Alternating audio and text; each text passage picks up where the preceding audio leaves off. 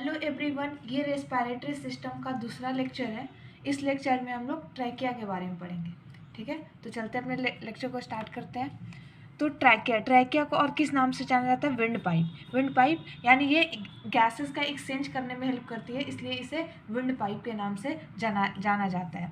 ये जो होता है वाइट होता है, थोड़ी चौड़ी होती है, फाइब्रो कार्टिलेजिनस ट्यूब होती है और 11 to 12 सेंटीमीटर होती है। ये थोड़ा याद रखिएगा इसका मेजरमेंट। ठीक है, 11 to 12 सेंटीमीटर होती है और इसके इंटीरियर साइड में सी शेप्ड का एक कार्टिलेज होता है। ये पूरा ऐसे कार्टिलेज से सी शेप्ड का कार्टिलेज, लेकिन इसके बैक साइड से, इसके पीछे में ये कार्टिलेज नहीं होता है, सिर्फ आगे की तरफ से होता है। पीछे में एसोफेगस रहता है, वहाँ पे कार्टिलेज नहीं रहता है सी शेप्ड का। ठीक है, इट हैज़ 2 पार्ट्स, इसके 2 पार्ट होते हैं। पहला in the neck upper part, पहला जो होता है कि अपर हमारे नेक वाले एरिया में, दूसरा लोअर, उसके नीचे भी हमारे ट्रैकिया होते हैं जो कि थोरेक्स पार्ट होता है। ठीक है, ऊपर नेक वाला पार्ट हो गया, नीचे थोरेक्स वाला पार्ट हो गया। ठीक है, ये सर्वाइकल पार्ट कहलाता है और ये थोरेसिक पार्ट कहलाता है। ठीक है, पीछे हम लोग जब वर्टिब्रल कॉलम पढ़ेंगे तो सर्वाइकल के नीचे क्या आता है? थोरेक्स आता है। ठीक है, तो सर्वाइकल वाले पार्ट में अगर जितना उसका पार्ट है ट्रैकिया का, उसे हम लोग सर्वाइकल पार्ट बोलेंगे, सर्वाइकल पार्ट ऑफ ट्रैकिया। और नीचे जो थॉरेक्स वाली पार्ट में होगी तो थॉरेक्स पार्ट ऑफ ट्रैकिया। ठीक है, इसका हम लोग पार्ट देखेंगे, आगे में एक्सप्लेन करूंगी मैं। एक्सटेंड का मतलब क्या हो गया कि कहाँ से कहाँ तक फैला हुआ है। ठीक है, इसका शुरुआत कहाँ होता है और एंड कहाँ होता है। तो इसमें देखेंगे हम लोग, it extend from cricoid cartilage. Cricoid cartilage मैं पिछले वाले लेक्चर में बता चुकी हूँ, आप लोग वहाँ देख लीजिएगा।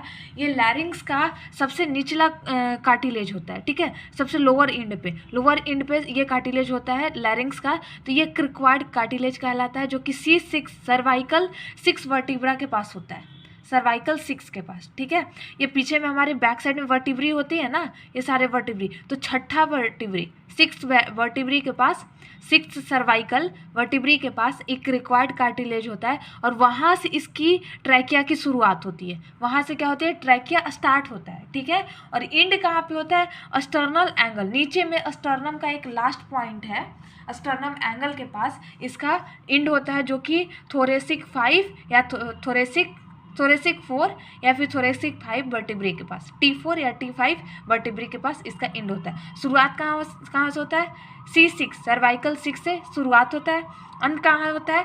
T4 एंड T5 पे। ठीक है, थोरेसिक 4 और थोरेसिक 5। ठीक है, अब इसका रिलेशन देखिए अदर ऑर्गन के साथ। जैसे मैंने 2 पार्ट इसका बताया कि अपर जो होता है वो सर्वाइकल पार्ट और लोअर जो होता है वो थोरेसिक पार्ट। ठीक है, अब इसका अदर ऑर्गन के साथ क्या रिलेशन है? अदर ऑर्गन के साथ रिलेशन का कहने का मतलब होगा कि इसके आसपास और कौन सा ऑर्गन है। ठीक है, तो जब हम ऊपर जो नेक वाले रीजन में देखेंगे, नेक वाले रीजन में, गर्दन में, तो वहाँ पे एंटीरियर आगे साइड में क्या होता है? ये जो ग्रीन वाला जो आपको पार्ट मैंने दिखलाया ना, इसमें ग्रीन वाला, ये थायराइड ग्लैंड होती है। ठीक है, 2 थायराइड ग्लैंड होती है हमारी बॉडी में, 2 थायराइड ग्लैंड होती है, एक ये और एक ये। और इन दोनों को ज्वाइन कहाँ से होती है? ज्वाइन जो यहाँ पे जो ग्रीन कलर का मैंने बना रखा है, ये जो ज्वाइन हो रही है, इसको हम लोग बोलते हैं स्थाइमस। ठीक है, ये जो ज्वाइन कर रही है ग्रीन कलर का जो पार्ट है, ये होती है स्थाइमस। ठीक है, स्थाइमस। तो यही स्थाइमस ये ट्रैकिया के ऊपर होता है। ठीक है, और बाकी दोनों साइड से क्या होती है? थायराइड ग्लैंड होती है। अब यहाँ पे ये जो पार्ट जो आपको दिख रहा है, ये ऊपर में ये जो पार्ट, ये होती है लैरिंग्स यहीं से शुरुआत हो रही है ट्रैकिया का। ठीक है, ये जो लैरिंग्स होती है, लैरिंग्स का 2 कार्टिलेज होता है, जो कि मैं पिछले लेक्चर में बता चुकी हूँ, थायराइड कार्टिलेज और क्रिक्वायर्ड कार्टिलेज। और हमारा ट्रैकिया कहाँ से शुरू हो रहा है? क्रिक्वायर्ड कार्टिलेज से। ठीक है, क्रिक्वायर्ड कार्टिलेज से शुरू हो रहा है। तो ये जो रेड वाला है, रेड कलर का जो दिख रहा है, ये क्रिक्वायर्ड कार्टिलेज होती है और यहीं से नीचे में ट्रैकिया का शुरुआत होता है। ठीक है, ये थायराइड ग्लैंड है, ये इन दोनों के बीच को ज्वाइन जो करता है उसे स्थाइमस बोलते हैं, ज्वाइन करने वाले को। ठीक है, तो ऊपर वाला रीजन इतना ही है। ठीक है, स्थाइमस ऑफ द थायराइड ग्लैंड, ऊपर में क्या है? यहाँ पे स्थाइमस है थायराइड ग्लैंड का, जो कि 2nd, 3rd and 4th tracheal ring के पास होता है। कहाँ? पहला जो होता है यहाँ ऊपर होता है, पहला यहाँ पे स्थाइमस रिंग नहीं होता, जस्ट क्रिक्वायर्ड कार्टिलेज के पास। ठीक है, पहला, उसके नीचे दूसरा, तीसरा और चौथे स्थान पे स्थाइमस होता है, थायराइड ग्लैंड का स्थाइमस रीजन होता है। ठीक है, 2nd, 3rd and 4th tracheal ring के पास ये हो गया पहला रिंग, ये दूसरा, तीसरा एंड चौथा। इन तीनों के पास यहाँ से ऐसे थायराइड ग्लैंड है और यहाँ से ऐसे थायराइड ग्लैंड है, इन तीनों के पास ये स्थाइमस ज्वाइन रहता है। ठीक है, और ये पहला जो हो गया, ये फर्स्ट हो गया। ठीक है, पहला समझ आया। अब नेक्स्ट है लोअर थोरेसिक पार्ट, ठीक है। लोअर थोरेसिक पार्ट ये होती है मैनुब्रियम अस्टरनाई। जब अस्टर्नम देखेंगे तो ऊपर में एक बड़ा सा बोन दिखता है, बड़ा सा सबसे बड़ा वाला बोन, उसे हम लोग बोलते हैं मैनुब्रियम अस्टरनाई। इसका जब स्ट्रक्चर आप पढ़ेंगे तो आपको पता चलेगा, ठीक है, स्टर्नम का। और यहाँ पे क्या होता है लोअर पार्ट, ये तो अपर पार्ट हो गया इतना। अब ये लोअर पार्ट में क्या क्या है कि यहाँ पे हर्ट होती है, यहाँ पे क्या होती है नीचे में, यहाँ पे हर्ट होती है, ठीक है। तो हर्ट से ये सारे आर्टरी एरोटा निकलते हैं, ठीक है। ये हो गया एरोटा। बाइसेफलिक आर्टरी जब हर्ट में पढ़ेंगे तो ये सारे आर्टरी वगैरह निकलते हैं, तो ये लोअर पार्ट में होते हैं, ठीक है, लोअर थोरेसिक पार्ट में। यहाँ पे लेफ्ट सब क्लैविकल आर्टरी होती है, यहाँ पे लेफ्ट कॉमन कैरोटिड आर्टरी, ठीक है। ये सारा थोड़ा याद रखना पड़ेगा आपको। तो आर्क ऑफ एरोटा रहता है, ब्रोंकियोसेफेलिक लेफ्ट कॉमन कैरोटिड आर्टरी रहती है। पोस्टीरियर इसके पीछे, यहाँ पे ये पीछे में, ठीक है, ये इसके पीछे ट्रैकिया के पीछे क्या होता है, इसोफेगस होता है। ट्रैकिया के पीछे क्या होता है, इसोफेगस, ठीक है। लेटरली दोनों ये साइड में क्या होता है, थायराइड ग्लैंड होता है, और ये इधर साइड में और क्या होता है, इस तरह से ऐसे जाएगा, ये बड़ा सा ऐसे, ये क्या होगा, लंग्स होगा, ठीक है। साइड में क्या होगा, ऐसे एक लंग्स होगा दोनों साइड से, और दोनों साइड से क्या है, थायराइड ग्लैंड है। तो लेटरली साइड में क्या क्या होगा, थायराइड ग्लैंड होगा और लंग्स होगा, ठीक है। अब आप देखिए सुपीरियरली ऊपर में क्या था, इसके ऊपर में सबसे ऊपर में क्या था, सबसे ऊपर में हाँ ये था लैरिंग्स, सबसे ऊपर में क्या था, लैरिंग्स, ठीक है, ऊपर में क्या था, लैरिंग्स। फिर उसके बाद क्या है, इंटीरियरली, इन्फीरियरली, ठीक है। अब इन्फीरियरली करने का मतलब क्या होगा कि ये जो हो गया ना ट्राइकिया से इस तरह से, ठीक है। तो इन्फीरियर में क्या हो गया, ये दो ब्रोंकाई हो गए, ये राइट ब्रोंकाई, ठीक है, आगे मैं बताऊंगी, ये लेफ्ट ब्रोंकाई,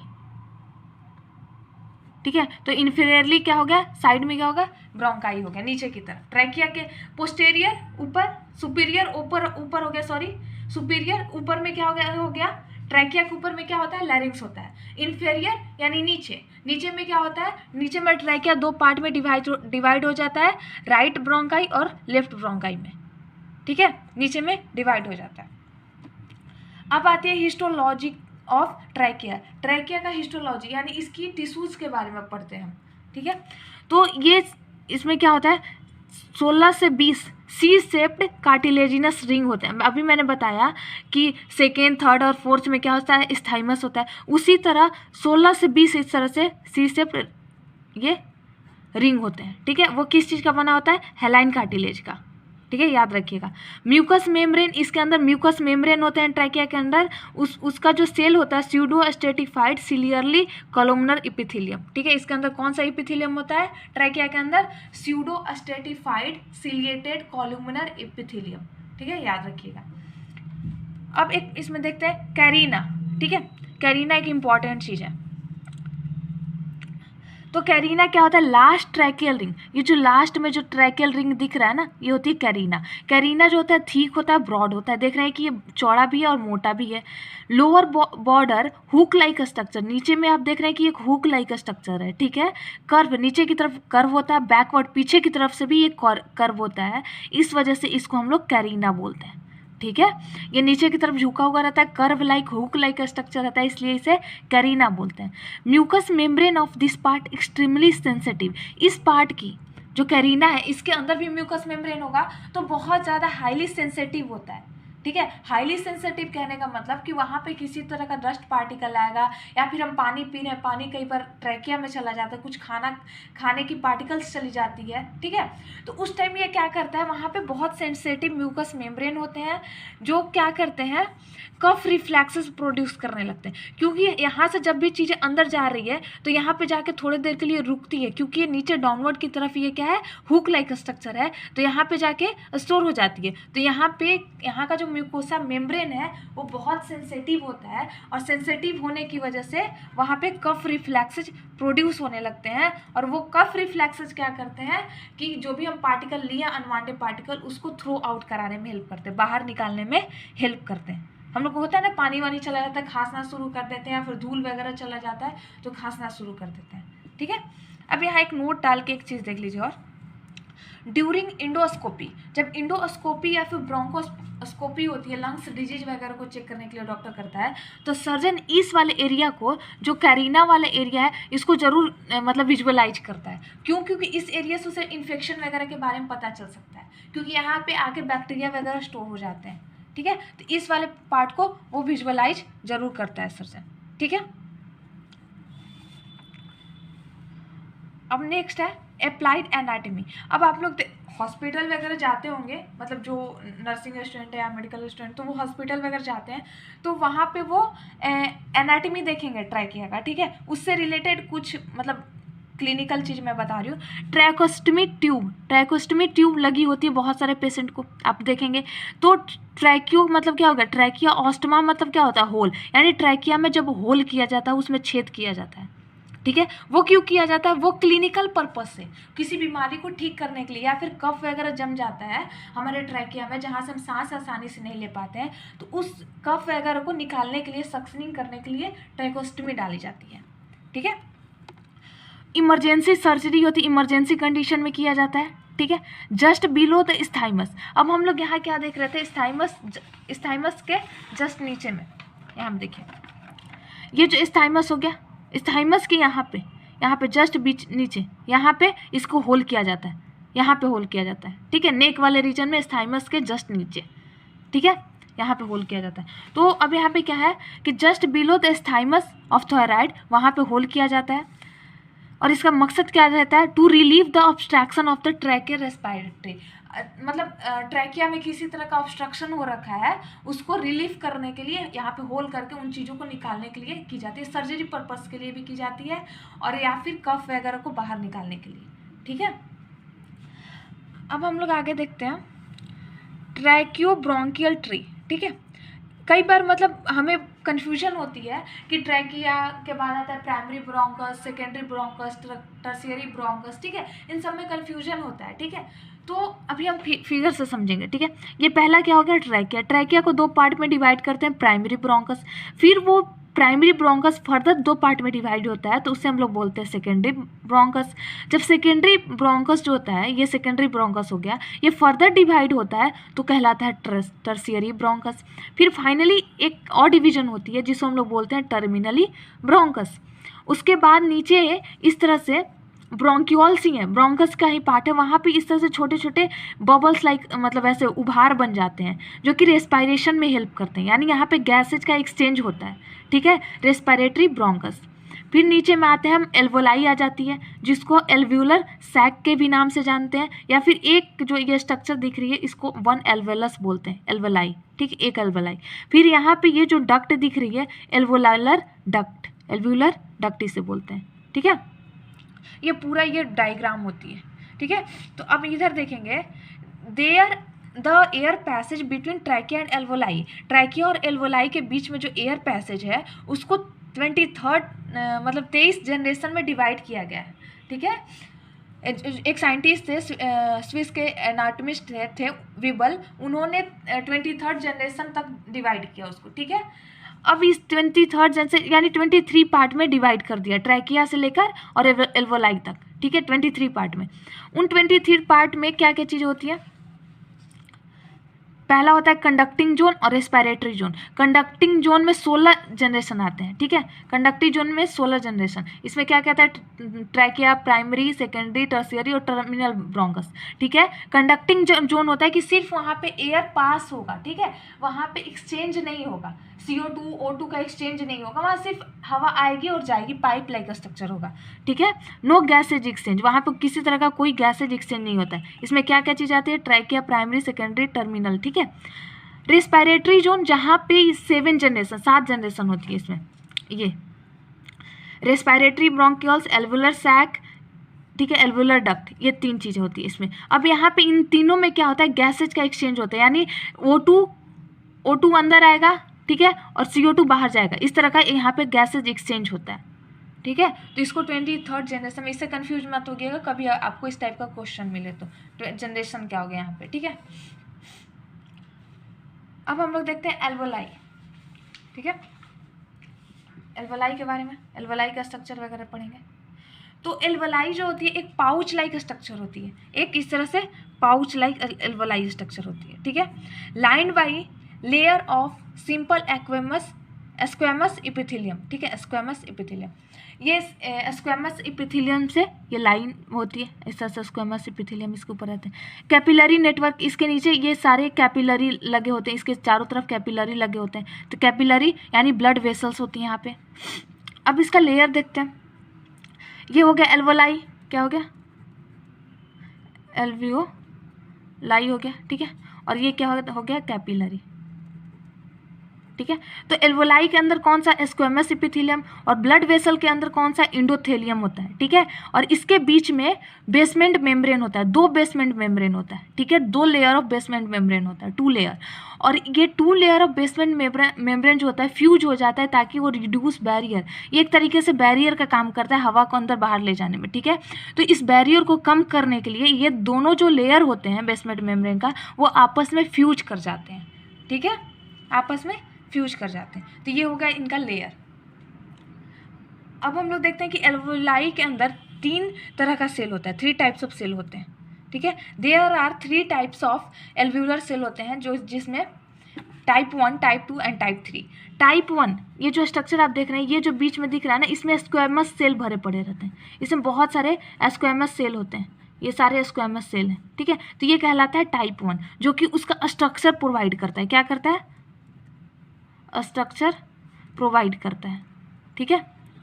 उसके बाद एक ये टाइप 2 सेल होता है, ये क्या करता है, सिक्रीट करता है पल्मोनरी सर्फेक्टेंट, इसका बहुत बड़ा रोल होता है लंग्स के एल्वोलाई के केस में, ठीक है, रेस्पिरेटरी ट्रैक में इसका बहुत बड़ा रोल होता है सर्फेक्टेंट का। ये क्या करता है, रिड्यूस करता है सरफेस टेंशन को, सरफेस टेंशन को अगर रिड्यूस करेगा तभी ये फूला रहेगा, वरना अगर सरफेस टेंशन ज़्यादा रहेगा तो ये क्या होगा, एल्वोलाई पिचक जाएगा, क्योंकि उसके अंदर हवा भरा हुआ है, ठीक है, इसके अंदर एयर स्पेस है, ये सारा क्या है, सर्फेक्टेंट है, ये जो दिख रहा है ना ये सर्फेक्टेंट है, सर्फेक्टेंट है, यहाँ से रिलीज होता है, ठीक है, यहाँ से रिलीज होता है। तो ये सर्फेक्टेंट है, तो ये सर्फेक्टेंट क्या करता है, इसके शेप को बनाए रखता है, सरफेस टेंशन को रिड्यूस करके रखता है। अगर सरफेस टेंशन इंक्रीज कर जाए एल्वोलाई के अंदर तो वो एल्वोलाई कोलैप्स कर जाएगी, वो एल्वोलाई खत्म हो जाएगी, चिपक जाएगी आपस में, ठीक है, वो फूली हुई नहीं रहेगी, ये चीज़ हो जाती है। टाइप 3 एक टाइप 3 एल्वुलर सेल्स है जो कि उसका फंक्शन अब तक नोन नहीं है, ठीक है, बाकी दो को याद रखिएगा, टाइप 1 और टाइप 2। टाइप 1 जो रहता है स्ट्रक्चर स्क्वेमस इपिथेलियम रहता है, सेल्स रहता है। टाइप 2 में ऐसा सेल्स रहता है जो कि सिक्रेट करता है सर्फेक्टेंट को, और वो सर्फेक्टेंट क्या हेल्प करता है, reduce the surface tension, surface tension को रिड्यूस करने में हेल्प करता है, ठीक है। अब हम लोग यहाँ थोड़ा सा सर्फेक्टेंट के बारे में पढ़ लेते हैं, बहुत ज़रूरी चीज़ होती है। तो सर्फेक्टेंट ये कहाँ से सिक्रीट होता है, टाइप 2 सेल से, मैं बता चुकी हूँ, ठीक है। और यहाँ से ये इसका क्या हो गया, इंडोथेलियम, ये जो सेल हो गया इसका ये इंडोथेलियम, ये इंडोथेलियम से रिलीज होता है, सॉरी इंडोथेलियम नहीं, ईआर इंडोथेलियम रेटिकुलम, ठीक है, रेटिकुलम ईआर, ठीक है, सेल में ईआर होता है ना, ठीक है। तो यहाँ से ये रिलीज होता है, यहाँ से ये रिलीज हुआ और रिलीज होके ये नीचे यहाँ पे आ जाता है, ठीक है, और ये एयर स्पेस, और ये टाइप 1 सेल, ये टाइप 1, यहाँ पे स्क्वेमस इपिथेलियम रहता है, ये टाइप 1 हो गया, ठीक है। ये सर्फेक्टेंट हो गया। एक्सोसाइटोसिस ऑफ सर्फेक्टेंट यानी एक्सो मतलब बाहर निकलना, बाहर की तरफ सर्फेक्टेंट निकल के आता है, ठीक है। एल्वोलाई एयरफील्ड होता है, एयरफील्ड होने की वजह से वो तो कोलैप्स कर जाना चाहिए, ठीक है, लेकिन सर्फेक्टेंट की वजह से उसका सरफेस टेंशन कम हो जाता है, जिसकी वजह से वो फूला हुआ रहता है। जब हम मान लेते हैं कि जब तक उसमें हवा है, एल्वोलाई के अंदर जब तक हवा है तब तक तो वो फूला रहेगा, बैलून के अंदर जब तक हवा रहती है तब तो वो फूला रहेगा। हम हवा अगर बाहर निकाल लेते हैं तो बैलून तो चिपक जाती है ना, पिचक जाती है, लेकिन एल्वोलाई नहीं चिपकता है, नहीं पिचकता, उसका शेप वैसे ही मेंटेन रहता है। किसकी वजह से, इस सर्फेक्टेंट की वजह से। वरना हम जब एक्सहेल करते हैं, जब हवा हम बाहर निकालते हैं CO2 को, तब तो लंग्स की एल्वोलाई तो खराब हो जानी चाहिए थी ना, वो पिचक जानी चाहिए थी, लेकिन नहीं, ये सरफेस टेंशन जो है वो बना रहता है। किसकी वजह से, सर्फेक्टेंट की वजह से, ठीक है। सर्फेक्टेंट किस चीज़ से मिलकर बना रहता है, फॉस्फोलिपिड, प्रोटीन और कार्बोहाइड्रेट से, और कुछ आयंस भी रहते हैं इसमें, कुछ आयंस भी रहते हैं। तो अब हमको फॉस्फोलिपिड का फंक्शन आपको पता होगा सेल मेम्ब्रेन से, ठीक है। तो सेल मेम्ब्रेन में फॉस्फोलिपिड क्या करता था कि एक तरीके से ये वाटर लिपिड जो होता है वाटर इनसॉल्युबल होता है, वाटर इनसॉल्युबल, ठीक है। तो ये पानी में नहीं घुलता है, तो इसकी वजह से क्या होगा कि एयर और यहाँ पे क्या हो गया, यहाँ पे इधर फ्लूइड है, एयर और फ्लूइड के बीच में एक बैरियर की तरह काम करेगा, जिसकी वजह से ये फ्लूइड अंदर की तरफ नहीं आएगा, ठीक है। नहीं तो अगर एल्वोलाई के अंदर पानी भर जाए तो भी दिक्कत है, ठीक है। पानी भर जाए तो फिर तो वो उसका काम क्या है, एयर एक्सचेंज करने का ना। अगर वहाँ पे पानी भर जाए तो एयर एक्सचेंज नहीं हो पाएगा। तो एक तरीके से ये क्या करता है, इनके बीच में एक लेयर फॉर्म करके रखता है फ्लूइड और एयर के बीच में, ताकि वहाँ पे सिर्फ एयर का एक्सचेंज हो, वहाँ पे पानी ना भरे। कई बार बोला जाता है लंग्स में पानी भर गया है, लंग्स में पानी कहाँ भरता है, एल्वोलाई के अंदर भर जाता है, जब सर्फेक्टेंट नहीं रहता है वहाँ पे, ठीक है। सर्फेक्टेंट की कमी होती है या फिर इन्फेक्शन वगैरह हो जाते हैं तब, ठीक है। रोल ऑफ सर्फेक्टेंट, पहला तो हम लोग देख ले रहे हैं, lowering the surface tension of alveoli. Surfactant prevent करता है फ्लूइड एक्यूमुलेशन इन एल्वोलाई, एल्वोलाई में पानी को नहीं एक्यूमुलेट होने देता है। इफ़ सरफेस टेंशन इंक्रीज, अगर सरफेस टेंशन एल्वोलाई का इंक्रीज कर जाए तो क्या होगा कि बाहर का जो इंटरस्टिशियल स्पेस में जो वाटर है, फ्लूइड है, वो अंदर की तरफ एल्वोलाई की तरफ चला जाता है। तो ये क्या करता है सर्फेक्टेंट क्या करता है, उस सरफेस टेंशन को कम करके रखता है। अगर वो बढ़ जाए, सर्फेक्टेंट ना हो और सरफेस टेंशन इंक्रीज कर जाए तो वहाँ पे फ्लूइड एक्यूमुलेट हो जाएगा, ठीक है। तो ये सरफेस टेंशन को डिक्रीज करके रखता है सर्फेक्टेंट, ठीक है। तीसरा, सर्फेक्टेंट कब बनना शुरू होता है, लेट फीटल लाइफ में, यानी बच्चा जब जन्म ले लेता है उसके जस्ट बाद जब वो सांस लेना शुरू कर देता है तो उस टाइम सर्फेक्टेंट बनना शुरू हो जाता है बॉडी में, ठीक है। जब बच्चा जन्म लेता है, सांस लेना शुरू करता है तब, ठीक है। लेट फीटल लाइफ, जब वो यूट्रो मतलब जब वो यूटेरस में रहता है तब उसका जो लंग्स होता है वो कोलैप्स्ड रहता है, उसका लंग्स जो एल्वोलाई होगा वो पिचका हुआ रहेगा, कोलैप्स्ड रहेगा, फूला हुआ नहीं रहेगा।